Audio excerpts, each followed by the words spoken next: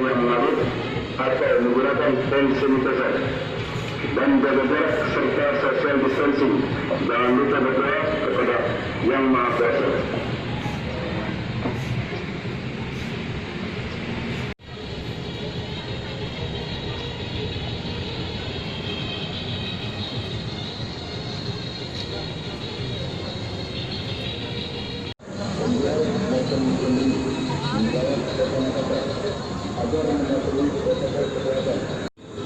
Penegakan disiplin protokol kesehatan, pencegahan penularan virus COVID-19.